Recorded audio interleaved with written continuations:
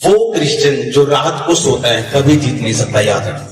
वो मसीही जो रात को सोता है वो कभी जीत नहीं सकता, याद रखना। अगर आप सारी रात सोते हैं तो आप जीत नहीं सकते। शैतान के लोग रात को जागते हैं 12 बजे के बाद। जितनी दुष्ट आत्माएं आप पे भेजी जाती है 12 बजे के बाद भेजी जाती है, और आप सोते हैं रात को तो आप ये सोचते हैं कि आप जीत जाएंगे। आपका युद्ध शैतान के साथ है, शैतान के साथ है, आपकी लड़ाई शैतान के साथ है।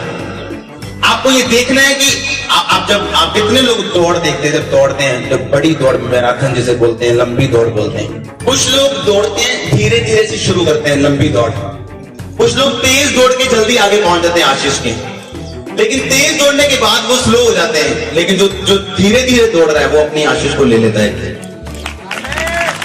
मतलब धीरे दौड़ना नहीं, मतलब ये कि दौड़ में कभी भी कंसंट्रेशन को खराब नहीं करना है, चाहे आप आगे हैं चाहे आप पीछे हैं।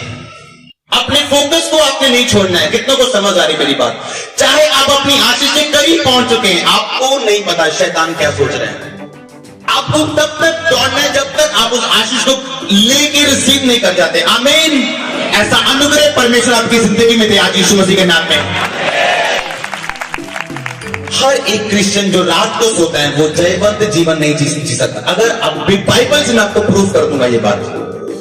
जब भी आप यीशु मसीह को प्रार्थना करते देखेंगे, सारी रात यीशु मसीह को प्रार्थना करते आप देखेंगे। जब भी आप रात को देखेंगे परमेश्वर को प्रार्थना करते आप देखेंगे हमेशा के लिए। वो डेविल, वो दुष्ट आत्माएं जिनको लोग इस्तेमाल करते हैं भेजने के लिए, वो रात को अटैक करती हैं आपकी जिंदगी में, और आप रात को ज्यादातर सोए रहते हैं। अगर रात को 2 घंटे आपकी प्रार्थना नहीं है तो आप मुश्किल में हैं। आपको रात को आपकी आंखें खुली होनी चाहिए। अगर आप एक्टिव क्रिश्चियन है, अगर आप एक्टिव मसीही लोग हैं, तब शैतान आपसे डरेगा। मैं आपको बता रहा हूं, वो लोग जो दुष्ट आत्माओं को इस्तेमाल करते हैं, लेकिन आपको दूत दिए कि स्वर्ग दूत, आप दूतों का इस्तेमाल नहीं करते, आपके पास गैर भाषा नहीं है। आपको लगता है ये गैर भाषा पुरानी बात है, आपको लगता है ये बुद्धिमानी की बात नहीं। इसीलिए आपने पी नहीं, आपने देखा नहीं, आपको मिला नहीं। आपने फाइट करनी है। परमेश्वर को कंप्लेंट करने वाले या शिकायत करने वाले लोग पसंद नहीं है। कितनों को समझ आ रही मेरी बात?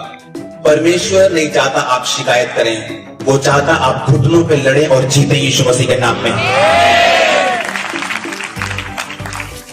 ने कहा परमेश्वर हमें बचा, हम नाश हमारी चिंता नहीं है, परमेश्वर हम नाश हो रहे हैं, हम नाश हो रहे, हमें बचा। परमेश्वर ने कहा, परमेश्वर उठे।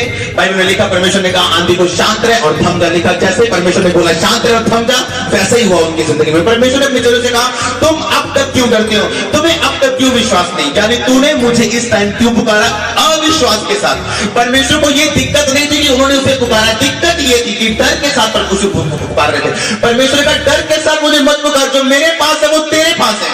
अगर तू बोलेगा शांत रहे और थम जा, तो वही रिजल्ट देखेगा जो मैं देख रहा हूं। कंप्लेंट मत करो परमेश्वर को, बी अ फाइटर। आप लड़ेंगे और जीतेंगे, मैं आपको बता रहा हूं। लड़ना आपकी जिम्मेवारी है। मैं अपने प्रेयर रूम में केवल परमेश्वर को एक बात बोलता हूं कि परमेश्वर मेरा हिस्सा कंप्लीट हो गया, अब आपका शुरू है। तब जब मैं इतनी बात बोलता हूं, सच में मेरे दिल को पता होता है कि मेरा हिस्सा अब कंप्लीट है, मैं लड़ चुका हूं। 3 दिन में मैंने बड़े रिजल्ट देखे हैं अपनी जिंदगी में, 3 दिन में। हालेलुया। आज लोगों को पता नहीं कि परमेश्वर का वचन उनके जीवन में प्रैक्टिकल नॉलेज नहीं, बाइबल की गहराई उनकी जिंदगी में प्रैक्टिकल नहीं, इसीलिए वो हमेशा या तो ओवर स्पिरिचुअल है या बिल्कुल स्पिरिचुअल नहीं। आपको बैलेंस रहना है अगर आप परमेश्वर की उन चीजों का आनंद अपनी जिंदगी में लेना चाहते हैं। आमीन। जो दुष्ट आत्माएं रात को आप पे अटैक करने के लिए आती है और आप सो रहे होते हैं हमेशा के लिए, आपने फाइटर बनना है और जीतना है, लड़ना है, अपने परिवार के लिए लड़ना है, अपने कलीसिया के लिए, अपने लोगों के लिए, अपने आत्मिक जीवन के लिए।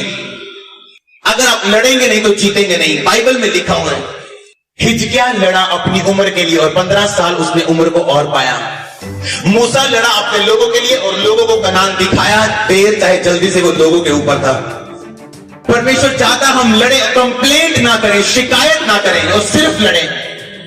शिकायत करने वाले लोग परमेश्वर को पसंद नहीं। मूसा वगैरह, परमेश्वर तूने लोगों का कुछ भी छुटकारा नहीं किया, आगे समुद्र, पीछे फिरौन, अब क्या करेंगे, पीछे राजा मारने के लिए आ रहा, आगे समुद्र, आगे जाएंगे डूबेंगे, पीछे जाएंगे मरेंगे। परमेश्वर ने कहा मूसा मेरी दुहाई मत दे, जाओ जो लाठी तुझे दी है समुद्र के आगे कर, वो समुद्र तो भाग होगा। आपके पास लाठी है परमेश्वर का वचन, उसे जब आप दिखाएंगे अपनी बीमारी को तो भागोगी। अगर आप हटे नहीं तो बीमारी जाएगी यीशु मसीह के नाम में। अगर आप थके नहीं तो गरीबी जाएगी यीशु मसीह के नाम में। या तो आपका अंगीकार बदलेगा कि परमेश्वर कुछ नहीं करता, या तो आपकी गरीबी अमीरी में बदलने वाली, या तो आपकी बीमारी फिर आपकी रिपोर्ट में बदलने वाली, जो अब यहाँ पे चंगाई की देने वाली यीशु मसीह के नाम में। इतनों को समझ आ रही मेरी बातें। या तो आप अपने पति की चुगली करेंगे कि वो दारू पीता है, या तो आप घुटनों पे लड़ेंगे और जीतेंगे, पति को सुधारेंगे आत्मा में। या तो पत्नी की चुगलियां करेंगे, या तो उसको सुधारेंगे आत्मा में घुटनों पे रह के। या तो आप कहेंगे कि मैं ये आशीष है, श्राप है मेरे लिए, या आप कहेंगे ये चैलेंज है मेरे लिए और मैं इसे जीतूंगा जब मैं इसे लड़ूंगा। आम व्यक्ति अपनी जिंदगी में आने वाली हर चीज को आशीष या श्राप के रूप में लेता है। अच्छी चीज आए तो आशीष, बुरी आए तो श्राप। योद्धा उसे आशीष या श्राप के रूप में नहीं, चैलेंज के रूप में लेता है। अपने फ्रेम में लगी हर बुरी फोटो को वो अच्छी से चेंज करता है यीशु मसीह के नाम में। वो इनकार करता है गरीबी में जीना, इनकार करता है बीमारी में जीना। गरीबी में आप जी सकते हैं 2 साल 3 साल, लेकिन अगर आप लगातार गरीबी में, वो एक श्राप है आपके लिए, परीक्षा नहीं। हो सकता है आपको बीमारी का अगर परमेश्वर परखे, लेकिन 1 साल 2 साल 3 साल या 4 साल, लेकिन अगर वो लंबी है तो वो श्राप है आपके लिए। वो श्राप टूटेंगे यीशु मसीह के नाम में। जब आपको अड़ा और खड़ा देखेंगे परमेश्वर के वचन के साथ, परमेश्वर के सामने और शैतान के सामने, वो टूटेंगे, बीमारियां जाएंगी। आप वो जीवन जिएंगे जिसके लिए परमेश्वर ने आपको अपने पास बुलाया। इतनों को समझ आ रही मेरी बातें। मत डरो, परमेश्वर आपके साथ है। उसके वचन में लिखा, जब तुम अपने निवास में देखेगा एक भी वस्तु तुम्हें खोई ना होगी। जिस तरह दाऊद जब सिकलग में पहुंचा, उसके सारे लोगों को लोग बंदी बना के ले गए, वापस ले गए, मार मार के उन्हें ले गए। लेकिन बाइबल में लिखा हुआ, दाऊद ने फैसला किया वापस जाने का और उससे सब चीजों को वापस लेके आने का। लेकिन अकेला लड़ो मत, परमेश्वर के अधीन रहकर लड़ो। दाऊद ने एक बात कही जो आज तक मेरे दिल में छपी हुई है। जब उसने देखा उसके बच्चे दुश्मन ले गए, पत्नियां ले गए, उसके सब योद्धा के बच्चों पत्नियों को ले गए, उसने परमेश्वर से जाके पूछा कि परमेश्वर, क्या मैं उनका पीछा करूं, क्या मैं जाऊं?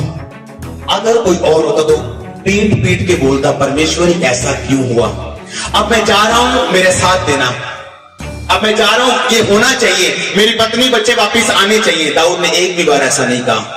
जो अपनी पत्नी, बच्चों, माता पिता, भाई, बिजनेस, सेवकाई को प्रभु से ज्यादा प्रेम करता है, वो परमेश्वर की योग्य नहीं। वो बच्चों से प्रेम तो कर रहा, लेकिन इतना नहीं कि परमेश्वर के वचन के खिलाफ हो जाए। उसने कहा, परमेश्वर क्या मैं जाऊं? अब इसमें क्या पूछने की क्या जरूरत थी? लेकिन दाऊद का प्रेम जो परमेश्वर के साथ था वो सबसे ज्यादा था, इसीलिए परमेश्वर दाऊद से प्यार करते थे। उसने कहा, परमेश्वर क्या मैं जाऊं तो मैं उनको पकड़ लूंगा? अगर आप कहेंगे हाँ तो हाँ, अगर आप कहेंगे ना तो ना। मैं तैयार हूं उसके बिना भी जीने के लिए, मैं तैयार हूं उसके साथ भी जीने के लिए, अगर आप कहेंगे तो। परमेश्वर ने कहा, दाऊद जा, निस्संदेह तू सबको छुड़ा लेके आएगा। और बाइबल कहती, जब दाऊद गया, एक एक चीज को, बल्कि उनकी चीजों को भी साथ में लेके आए। जो कुछ शैतान ने छीना है, आप वापिस लेके आएंगे यीशु मसीह के नाम में। मैं आपको मजाक नहीं कर रहा हूं या बात नहीं बोल रहा हूं, मैं प्रोफेसी कर रहा हूं खुली बंद आंखों के साथ। जो कुछ शैतान ने छीना है, आप उसे वापिस लेके आएंगे यीशु मसीह के नाम में। हालेलुया। अगर कलीसिया कंप्लेंट ना करें, शिकायत ना करें, परमेश्वर के सामने शिकायत के साथ मत जाए कि ऐसा क्यों है, वैसा क्यों है, ऐसा क्यों है, ये क्यों है, वो क्यों, और अपनी सिर्फ प्रार्थना को परमेश्वर के सामने रखें, तब तक लड़े जब तक वो जीते ना, तो आपकी जीत सुनिश्चित है यीशु मसीह के नाम में। वो चंगा करे ना करे वो मेरा परमेश्वर है, ब्लेस करे ना करे वो मेरा परमेश्वर है, मेरे लोगों को छुड़ाए या ना छुड़ाए वो मेरा परमेश्वर है, लेकिन उसकी सामर्थ के लिए कुछ भी असंभव नहीं है। जिनकी सोच ऐसी है, चंगाई उनकी है यीशु मसीह के नाम में। जिनकी सोच ऐसी है, वो बंधन में कभी नहीं रहेंगे, गरीब में कभी नहीं रहेंगे। आमीन। आपको प्रैक्टिकल बनना है परमेश्वर में। आपको वचन सुनना ही नहीं, वचन पे चलना ही। आपको वचन पे चलना है। अगर आप वचन पे चलेंगे तो आप फल लेके आएंगे। हालेलुया। अगर आप फाइट करेंगे, अगर आप लड़ेंगे आत्मा में, प्रार्थना में, तो आप जीतेंगे। अगर आप गैर भाषा में प्रार्थना करेंगे, आप जीतेंगे। गैर भाषा में अगर आप प्रार्थना करेंगे, आप स्वर्गदूतों को एक्टिवेट कर देंगे। जो चीजें आपको नहीं पता आपको चाहिए, या जो दुश्मन प्लानिंग कर रहा है आपको नहीं पता वो प्लानिंग कर रहा है, लेकिन अब आप गैर भाषा में बोलेंगे, आप उन दूतों को भेजेंगे वहां पे उनकी प्लानिंग को नाश करने के लिए। दूसरे दूसरे लोग जो जादू टोना करने वाले लोगों को दुष्ट आत्मा को भेजते हैं, आप नहीं जाते खुद। आपके पास ताकत है लेकिन आप इस्तेमाल नहीं करते। इसीलिए कलीसिया कंप्लेंट करती है, मुझ पे जादू टोना हो रहा है, मुझ पे बीमारी आ रही, अटैक पे अटैक हो रहे हैं, मैं दुखी बहुत हूं, मैं निराशा में बहुत हूं। रोना बेचारे मत बनो, लड़ो और जीतो यीशु मसीह के नाम में। बेचारे मत बनो। जब आपको शैतान रोते हुए देखता है, आपको बार बार रुलाता है, उसको पता है अगर वो आपको एक ही दुख बार बार दे, अगर आपके दुख का कोई इलाज ना हो, आप वापिस आ जाएंगे परमेश्वर के वचन से, आपका दुख कभी दूर नहीं होगा। परमेश्वर का जवाब उन लोगों के लिए बिल्कुल भी नहीं है जो किसी जल्दी में, उसका जवाब उन लोगों के लिए जिन्होंने फैसला कर लिया सदा अपना संबंध परमेश्वर के साथ जोड़ने का, वो आशीषित करे या ना करे। तब आप अपने निवास में, अपनी बॉडी में, अपनी कलीसिया में, अपने जीवन में देखेंगे कि कोई भी वस्तु आपने खोई नहीं। आप देखेंगे जो चीज आपने आत्मा में देखी थी, एक्यूरेटली, एग्जैक्टली वो आपके सामने है। जैसा आपने परिवार वैसा आपके सामने, जैसा आपने कलीसिया वैसी आपके सामने, जैसा आपने बिजनेस सोचा था कि ऐसा हो वैसा आपके सामने। आपकी ड्रीम लाइफ परमेश्वर आपको देंगे यीशु मसीह के नाम में।